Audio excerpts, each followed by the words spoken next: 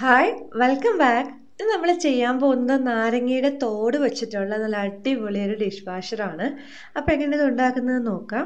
അതിനായിട്ട് ഞാനിവിടെ കുറച്ച് ഒരു 5 നാരങ്ങയോളം ഉണ്ട്. അതിൻ്റെ തോട് എടുത്തിട്ടുണ്ട്. തോട് മാത്രമേ ഉള്ളൂ. അപ്പോൾ നമ്മൾ നാരങ്ങയൊക്കെ പിഴിഞ്ഞതിന് ശേഷം അതിൻ്റെ തോട് സാധാരണ കളയുകയാണ് പതിവ്. അപ്പോൾ കളയേണ്ട ആവശ്യമില്ല. ഇങ്ങനെ എടുത്ത് വെച്ചിരിക്കുവാണെങ്കിൽ ഒരു 5ഓ 6ഓ എണ്ണമൊക്കെ ആകുമ്പോൾ സമയത്ത് നമുക്ക് ഡിഷ് വാഷർ ഉണ്ടാക്കാൻ പറ്റും.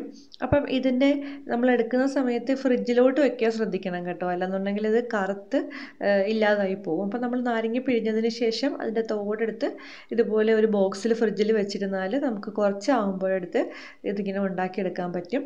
അപ്പം ആദ്യം ഇതിൻ്റെ അകത്തൊക്കെ ചിലപ്പോൾ സീഡ് ഉണ്ടാവും. സീഡൊക്കെ നമ്മളൊന്ന് മാറ്റി കൊടുക്കണം. അപ്പോൾ ഇതുപോലെയുള്ളതൊക്കെ ഒന്ന് എടുത്ത് കളയണം. അതുപോലെ എല്ലാ നാരങ്ങയിലും എടുത്ത് കളയണം. ഞാനിപ്പോൾ ഈ ഒരു മഞ്ഞ കളറിൽ കിട്ടുന്ന നാരങ്ങയാണ് എടുത്തിരിക്കുന്നത്. ഇത് തന്നെ വേണമെന്നില്ല, നമ്മൾ സാധാരണ ഉപയോഗിക്കുന്ന ചെറുനാരങ്ങ ഉണ്ടല്ലോ. അപ്പോൾ ചെറുനാരങ്ങ പിഴിഞ്ഞതിന് ശേഷം അതിൻ്റെ തോട് എടുത്ത് വെച്ചിരുന്നാലും മതി. അപ്പോൾ നമുക്കിത് ഉണ്ടാക്കാൻ തുടങ്ങാം.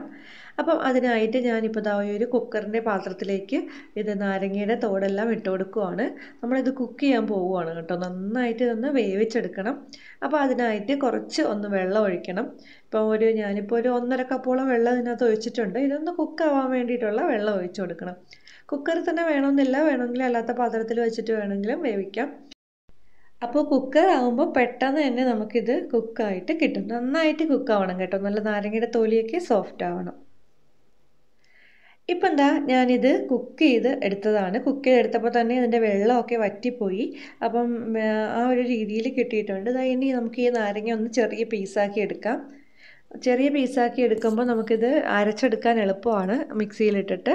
അപ്പോൾ അതിനായിട്ടാണ് ഞാനിങ്ങനെ കുഞ്ഞു പീസാക്കിയിട്ട് ഇട്ട് കൊടുക്കുന്നത്. നമ്മൾ കുക്ക് ചെയ്യാൻ നേരത്തെ വേണമെങ്കിൽ ചെറിയ പീസാക്കിയിട്ട് കുക്ക് ചെയ്യാം കേട്ടോ. ഇപ്പം ഇതുപോലെ ചെറിയ ചെറിയ പീസാക്കി ഇട്ടെടുത്തിട്ടുണ്ട്. ഇനി ഇത് നമുക്ക് മിക്സിയുടെ ജാറിലിട്ടിട്ട് ഒന്ന് അരച്ചെടുക്കണം. നല്ല പേസ്റ്റാക്കി എടുക്കണം. അപ്പോൾ അതിനായിട്ട് ഞാനിത് മിക്സിയുടെ ജാറിലേക്ക് ഇടുവാണ്. ഇതിപ്പോൾ ഞാൻ എടുത്തിരിക്കുന്ന മിക്സിയുടെ വലിയ ജാറുണ്ടല്ലോ, നമ്മൾ അരിയൊക്കെ അരയ്ക്കുന്ന ആ ഒരു ജാറിലിട്ടാണ് ചെയ്യുന്നത്. അല്ലെന്നുണ്ടെങ്കിൽ ഇതിലാകുമ്പോൾ കുറച്ച് അകലം വെള്ളം ഒഴിക്കേണ്ടി വരും. അല്ലെന്നുണ്ടെങ്കിൽ നമ്മുടെ കുഞ്ഞു ജാറിലിട്ട് ചെയ്താലും മതി. അപ്പോൾ ഞാനിപ്പോൾ ഇതിൽ കുറച്ച് വെള്ളം കൂടെ ഒഴിച്ചിട്ടുണ്ട്. ആ ഒരു പാത്രത്തിൽ കുറച്ച് വെള്ളം ഉണ്ടായിരുന്നു, അതും പിന്നെ കുറച്ച് വെള്ളം കൂടെ ഒഴിച്ചിട്ടുണ്ട്. ഒരുപാട് വെള്ളം ഒഴിക്കേണ്ട ആവശ്യമില്ല. അപ്പോൾ ഇതിനകത്ത് എന്തെങ്കിലും സീഡുകൾ ഉണ്ടെങ്കിൽ പ്രത്യേകം എടുത്ത് മാറ്റാൻ ശ്രദ്ധിക്കണം. അപ്പോൾ ഇത് നല്ല വൃത്തിയായിട്ടൊന്ന് അരച്ച് വരാം. ഇതിപ്പോൾ നല്ല പേസ്റ്റായിട്ട് അരച്ചിട്ടുണ്ട്. നല്ല ക്രീമി സ്ട്രക്ചർ കിട്ടണം. അപ്പോൾ അതുവരെ അരയ്ക്കണം. നല്ലതായിട്ട് അരഞ്ഞില്ലെന്നുണ്ടെങ്കിൽ നമ്മൾ ഈ ലിക്വിഡ് ഉണ്ടാക്കി കഴിയുമ്പോൾ ഇതിനകത്ത് തരി ഉണ്ടാവും. നമ്മൾ ബോട്ടിലൊക്കെ ആക്കിയാൽ നന്നായിട്ട് അത് വരില്ല. അപ്പോൾ അതുകൊണ്ട് നല്ലതായിട്ട് അരയ്ക്കാൻ ശ്രദ്ധിക്കണം. ഇതിപ്പോൾ നന്നായിട്ട് അരഞ്ഞ് നല്ല ഒരു ഇതിൽ കിട്ടിയിട്ടുണ്ട്. അപ്പോൾ അരയ്ക്കാൻ പ്രയാസം ടൈറ്റായിട്ട് തോന്നുമെങ്കിൽ കുറച്ചും കൂടെ വെള്ളം ഒഴിച്ചിട്ട് അരയ്ക്കുക. വെള്ളം കൂടാതെയും ശ്രദ്ധിക്കണം. ഇനി നമുക്കിതൊന്ന് അരിച്ചെടുക്കണം. അരിച്ചെടുക്കുന്നത് എന്തിനെന്ന് വെച്ചാൽ ഇതിലിപ്പോൾ ഞാൻ നേരത്തെ പറഞ്ഞ പോലെ വല്ല അരി എന്തെങ്കിലും പെട്ടിട്ടുണ്ടെങ്കിലോ അല്ലെങ്കിൽ അതിൻ്റെ കട്ടിയായിട്ടുള്ള ഏതെങ്കിലും ഭാഗം അരയാതെ കിടപ്പുണ്ടെങ്കിലോ നമ്മളിത് ഉണ്ടാക്കി കഴിയുമ്പോൾ തരി കിടന്നാൽ ഇത് നന്നായിട്ട് കിട്ടില്ല, നമ്മൾ ബോട്ടിലിൽ നിന്ന് ഇങ്ങനെ പ്രസ് ചെയ്യുമ്പോൾ. അപ്പം അതുകൊണ്ടാണ് നന്നായിട്ട് അരിച്ചൊന്നെടുക്കേണ്ടത്. അപ്പം കട്ടിയുള്ളത് കൊണ്ട് തന്നെ കുറച്ച് അരിക്കാൻ പാടായിരിക്കും. എങ്കിലും നന്നായിട്ട് അരിച്ചിട്ട് അതിൻ്റെ ആ ഒരു കൊത്തുണ്ടല്ലോ, അപ്പോൾ അതൊക്കെ ഒന്ന് കളയണം. ഈ ഭാഗം നമുക്ക് വേണ്ട കേട്ടോ. ഇത് നമ്മൾ കളയണം. അതിൻ്റെ ആ ഒരു ക്രീമായിട്ടുള്ള ഭാഗം മാത്രമേ നമ്മൾ എടുക്കുന്നുള്ളൂ. അപ്പം ഞാൻ അരിച്ച് എടുത്തിട്ടുണ്ട്. അരിച്ച സമയത്ത് ശകലം കൂടെ വെള്ളം ചേർക്കേണ്ടി വന്നു, പെട്ടെന്ന് അരിച്ച് കിട്ടാൻ വേണ്ടിയിട്ട്. അപ്പോൾ ഇങ്ങനെയാണ് കിട്ടിയിരിക്കുന്നത്. അപ്പോൾ ഇത്ര ലൂസായിട്ട് ഇപ്പോൾ എടുത്തിട്ടുണ്ട്. കുഴപ്പമില്ല, നമുക്ക് ഇനി വെള്ളം അധികം ഒന്നുകൊണ്ട് ചേർക്കേണ്ടി വരില്ല ഇത്ര ലൂസായതുകൊണ്ട്.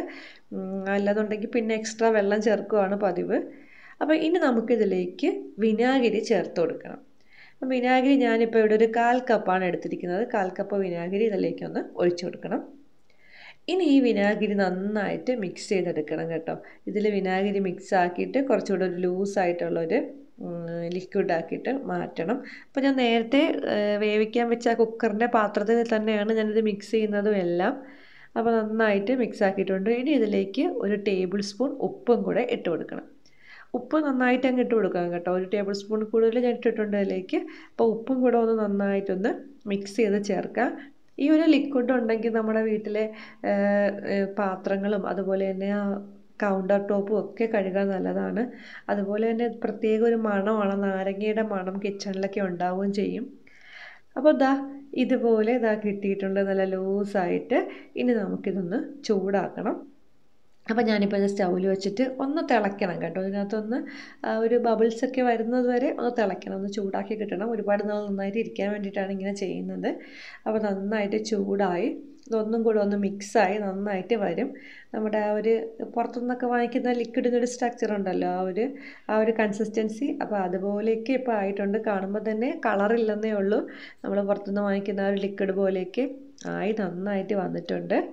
അപ്പോൾ എന്താ ഇപ്പോൾ ആ തിള വരുന്നുണ്ട്, ഇങ്ങനെ ചെറിയതായിട്ട് ബബിൾസൊക്കെ കയറി വരുന്നുണ്ട്.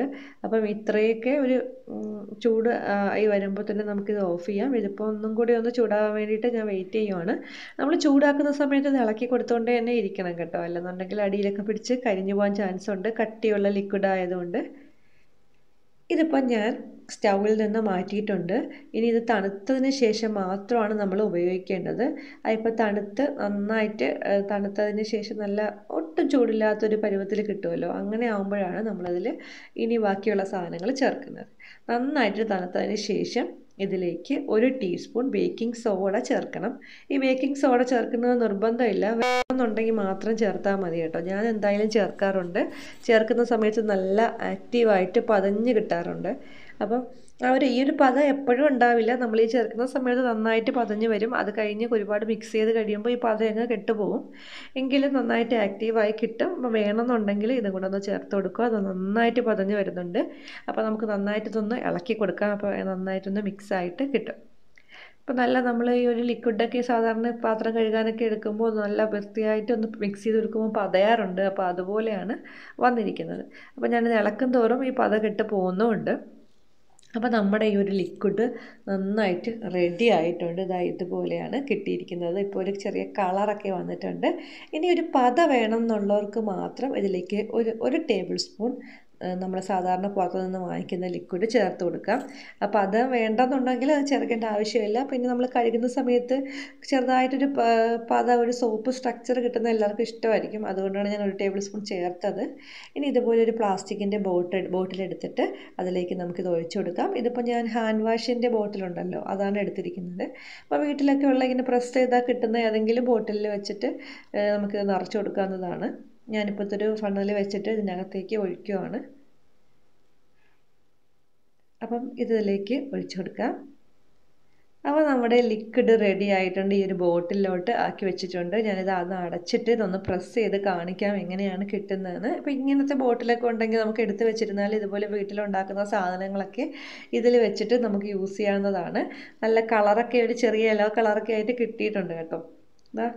ഇപ്പം അപ്പം നല്ല ഒരു കട്ടിക്കുള്ളൊരു ലിക്വിഡ് നമുക്ക് കിട്ടിയിട്ടുണ്ട്. അപ്പോൾ ഇത് വെച്ച് നമുക്ക് പാത്രവും കൗണ്ടർ ടോപ്പും എല്ലാം ക്ലീൻ ചെയ്യാവുന്നതാണ്. അപ്പം ഈ ഒരു ടിപ്പ് ഇഷ്ടപ്പെട്ടെന്നുള്ളവർ നമ്മുടെ ചാനൽ സബ്സ്ക്രൈബ് ചെയ്യണം. പിന്നെ കമൻറ്റ് ചെയ്യാനും ലൈക്ക് ചെയ്യാനും ഷെയർ ചെയ്യാനും മറക്കരുത്. താങ്ക്